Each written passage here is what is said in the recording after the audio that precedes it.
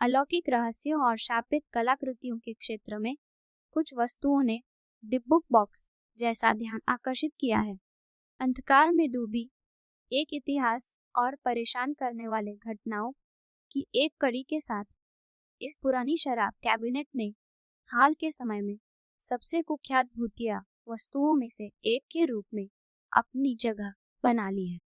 इस अन्वेषण के माध्यम से हम डिब्बुक बॉक्स की ठंडी कहानी में गहराई तक जाएंगे, इसके उद्गम, इसके अतीत और वर्तमान मालिकों पर इसके प्रभाव और इसके अलौकिक स्वभाव के चारों ओर चल रही बहस का खुलासा करेंगे।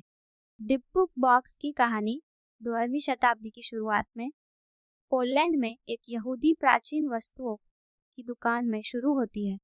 कहा जाता है कि बॉक्स के मूल निर्माता खुद दुकान के मालिक थे, जो निर्वासन अनुष्ठानों में रुचि रखते थे और यहूदी लोक कथाओं की समृद्ध परंपरा से गहरा संबंध रखते। इन साधारण शुरुआत से बॉक्स ने एक यात्रा शुरू की, जो इसे कई मालिकों के हाथों में ले गई। प्रत्येक ने इसकी डरावनी विरासत में एक नया अध्याय जोड़ा। वर्षों के दौरान डिब्बुक बॉक्स ने कई बार हाथ बदले। प्रत्येक नए मालिक ने अजीब और अक्सर भयानक घटनाओं की रिपोर्ट की। अंततः बॉक्स पोलैंड में एक यहूदी संग्रहालय के कब्जे में आया, जहां यह कुछ समय तक रहा और फिर 1970 के दशक में एक अमेरिकी संग्राहक को बेचा गया।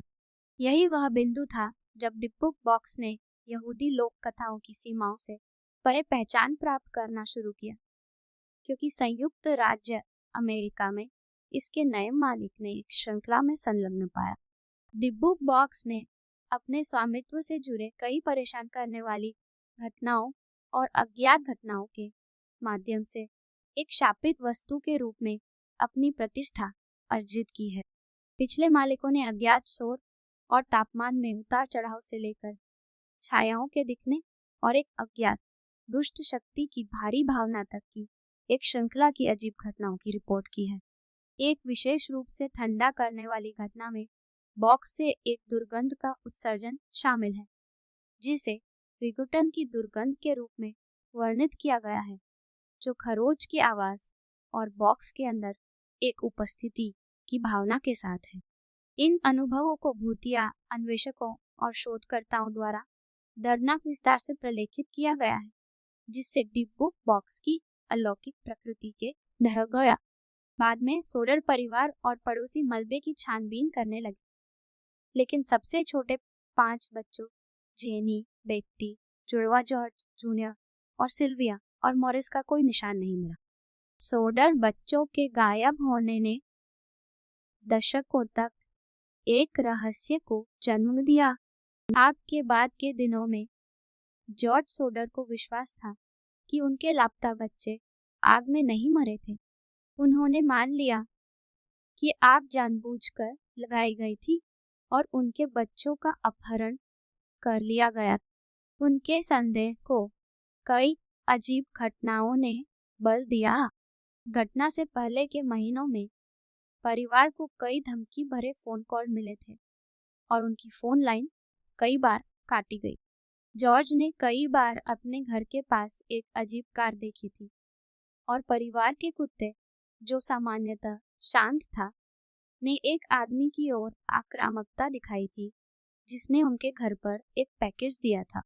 रहस्य को और गहरा करने के लिए घर के अवशेषों से पता चला कि आग अत्यधिक उच्च तापमान पर जली, जिससे एक अज्ञात ईंधन के उपयोग का संकेत मिलता है।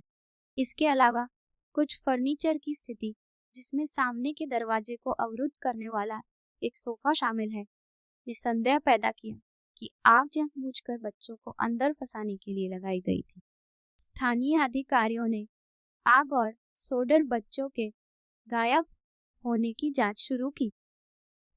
हालांकि मामले की आलोचना और अक्षमता के आरोपों का सामना करना पड़ा।